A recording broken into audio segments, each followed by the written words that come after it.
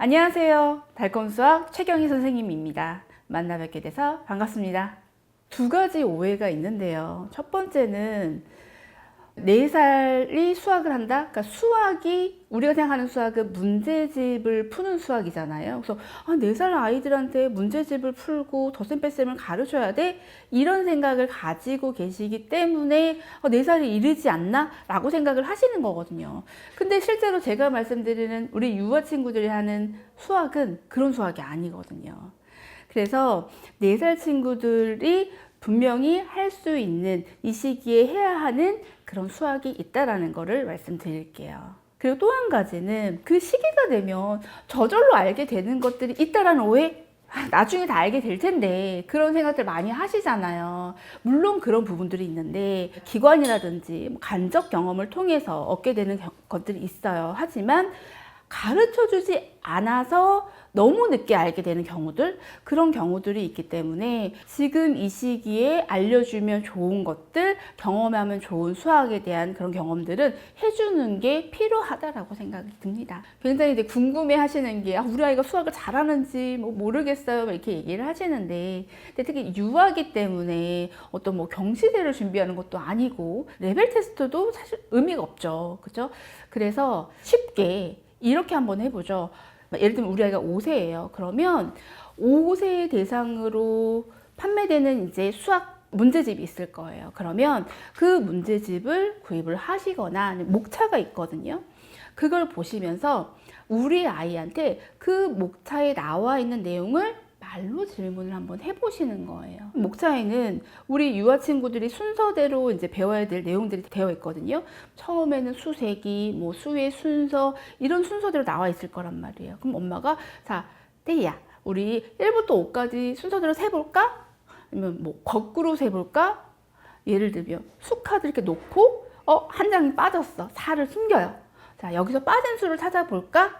이런 식으로 그게 가이드라인이라고 생각하셨으면 좋겠어요. 그 목차가. 그거대로 물어보시고 질문에 대한 답을 할 수 있는지만 좀 확인해 주시면 그 정도로 좀 충분하다고 생각합니다. 부모님의 역할 딱 그렇게 나오면 굉장히 부담스럽죠. 근데 여기서 이제 부모님이라고 하는 거는 우리 친구들이 아직은 유아잖아요. 유아면 아시는 것처럼 이게 한 달, 2달도 굉장히 그 성장, 발달, 이게 굉장히 다르잖아. 차이가 나잖아요. 그래서 뭔가 기관에만 맡긴다던가 학원에 맡긴다던가 라고 했을 때 우리 아이한테 딱 맞는, 우리 아이 수준에 맞는, 속도에 맞는 그런 교육을 받기는 좀 어렵다라고 생각하시면 돼요. 근데 늘 함께 있는 엄마, 우리 아이가 어떤 걸 좋아하고 어떤 걸 싫어하고 이런 것들을 너무나 잘 알고 있는 우리 엄마가 같이 진행을 해준다면, 그러니까 1대1 맞춤 수업이 되는 거죠. 네, 이맘때 아이들한테 1대1 맞춤 수업을 할 수 있는 거, 그게 우리 엄마와 아빠, 부모님의 역할이지 않나 싶어요. 엄마표 수학이라고 해서 계속 엄마가 옆에 끼고 앉아서 무언가를 막 가르쳐 줘야 된다? 그렇게 생각하시면 저도 못해요, 사실은. 그거보다는 나중에 결국은 우리 아이들이 성장을 했을 때 자기 주도 학습을 할 수 있게끔 지금부터 학습 습관을 같이 이제 키워준다 라고 생각하시면 돼요. 엄마표 수학의 역할은 엄마가 방향을 제시를 해주고 학습 태도를 잡아가는, 연습을 같이 해주는 코칭의 역할, 동반자의 역할이라고 생각을 해주셨으면 좋겠어요. 예전에 우리 학창 시절 생각을 해보면 도형 문제 나오면 시험지를 돌리거나 내 몸이 돌아가거나 그런 경험들이 있으실 거예요. 왜냐하면 상상이 안 되기 때문에 그렇거든요. 그냥 그림을 보고 저 안에 겨냥도를 생각을 해야 되고 이렇잖아요. 근데 우리가 못했던 이유는 그 앞서서 경험이 없었기 때문이다 라고 생각을 하셨으면 좋겠어요. 어떤 도형에 대한 구체적인 경험이 없이 내가 만져보거나 돌려보거나 뒤집어보거나 이런 경험이 없는 상태에서 아직 추상적인 사고가 어려운 우리 아이들한테 상상해봐, 상상해서 이걸 풀어봐 라는 것 자체가, 이거는 굉장히 어려운 난이도의 문제다. 사실 어른도 어렵다라고 생각하시면 되거든요.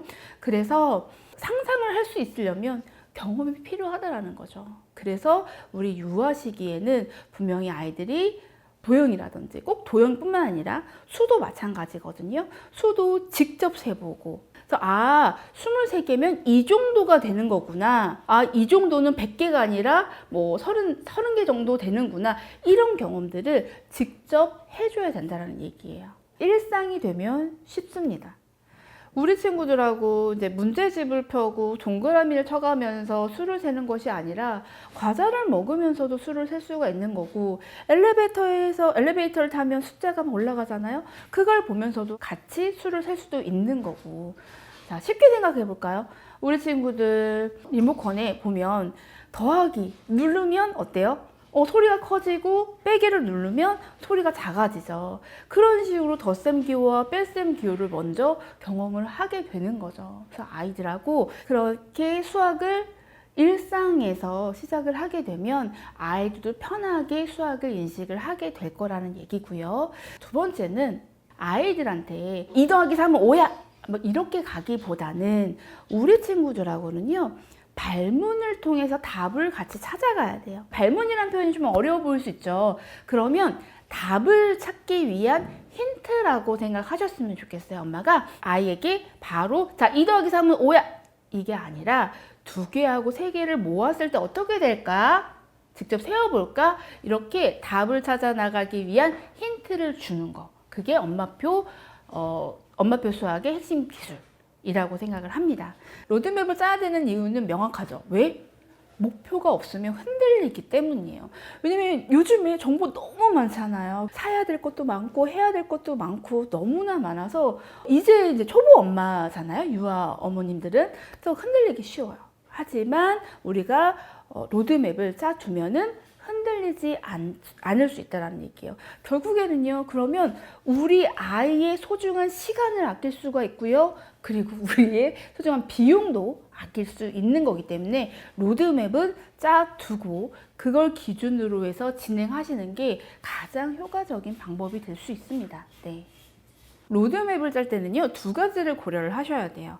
자, 우리 아이의 수학 태도 그리고 우리 아이의 지금 성취도 를 생각을 하셔가지고 태도에 따라서 이제 처음 시작하는 아이가 있을 거고 그리고 이미 이제 수학 학습 태도가 되어 있는 친구들이 있을 거예요. 근데 여기서 우리 유아 친구들의 학습 태도라는 거는요 막 가만히 앉아서 엄마가 하라는 대로 하는 걸 얘기하는 건 아니고 여러 가지가 다 포함되어 있는 거예요. 수학을 좋아하는지 그리고 호기심을 가지고 뭔가 끝까지 하려고 하는 그런 태도가 있는지 이런 것들을 좀 종합적으로 생각을 해서 태도를 생각을 해서 기준을 지금 처음 시작하는 것과 이미 좀 태도가 좀 잡힌 거 이렇게 생각하시고 그 다음에 성취도는 이제 막 시작하는 친구들 그 다음에 우리 친구들 중에서 좀 빠른 친구들 있을 거예요. 그러니까 2가지 기준을 가지고 생각을 하시면 돼요.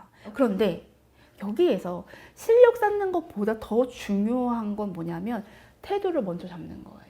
그래서 태도가 잡히지 않으면 계속 실력 쌓으려고 하는 것도 제자리 걸음일 수밖에 없어요. 우리의 목표는 로드맵에서 제일 먼저 우리 친구가 수학 태도를 먼저 긍정적인 정서를 가질 수 있도록 먼저 잡고 그리고 나서 수학에 대한 실력을 쌓아나가는 그런 방향으로 로드맵을 짜셔야 된다는 얘기죠. 우선은 첫 번째는 우리 대부분 지금 이 영상 보시는 분들의 걱정이 내가 수포자였는데 우리 아이도 수학을 포기하지 않을까? 그런 불안감을 가지고 계신 분들이 상당히 많으실 거예요. 그래서 내가 수포자였기 때문에 우리 아이가 수포자일 거라는 생각은 버리세요. 그런 불안감은 우리 아이에게 그대로 전달된다라고 생각하시면 돼요. 그래서 여러분들 어렵다라는 말은 하지 않으셨으면 좋겠어요.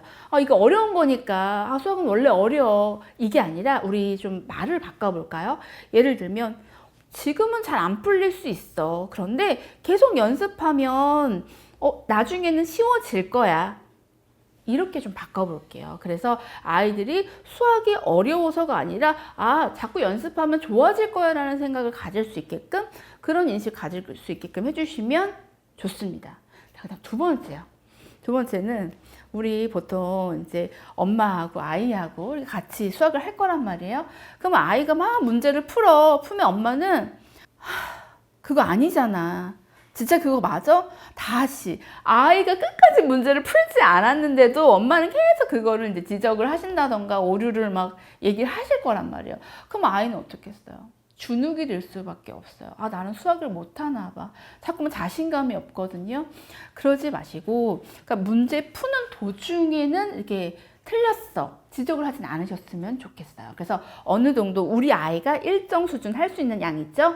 그 정도 할 때는 엄마는 옆에 있어 주시는 건 맞아요. 왜냐면 아직 집중력이 좋진 않기 때문에 아이가 집중력이 흐려질 때 이제 저는 아이의 등을 이렇게 쓰다듬거든요. 대야 이렇게. 그러면 이제 다시 딴 거다가도 풀 수 있게끔 그 정도의 역할만 해주시면 되고, 엄마는 아이를 이렇게 문제 푸는 거가 아니라 엄마 다른 일 하셔도 되고. 저는 사실은 뭘 어떻게 하냐면 저는 저희 아이 얼굴을 봐요.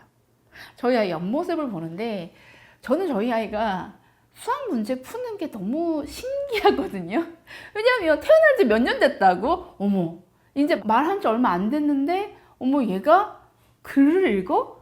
글을 읽고 이걸 해석해서 수학 문제를 풀어. 저는 그게 너무 신기해요. 기특하고. 그래서 저는 아이의 옆모습을 봐요. 근데 가끔 느끼셨을 거예요. 이렇게 보면 집중하고 있을 때 그 입술, 여기 솜털들 너무 귀엽잖아요.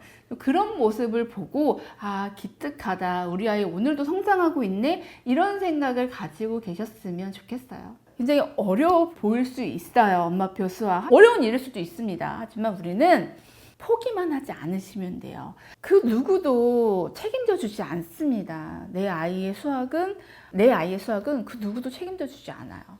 대신 엄마가 옆에서 막 조급하게 하실 필요는 없고요. 엄마는 옆에서 우리 아이가 스스로 학습할 수 있을 때까지 같이 가주는 동반자다, 방향을 알려주는 코칭의 역할을 하는 코치다라고 생각을 하시고 그렇게 편안하게 가셨으면 좋겠고, 저는 늘 여러분들의 시작을 응원합니다. 네, 지금까지 달콤 수학 최경이었습니다. 감사합니다.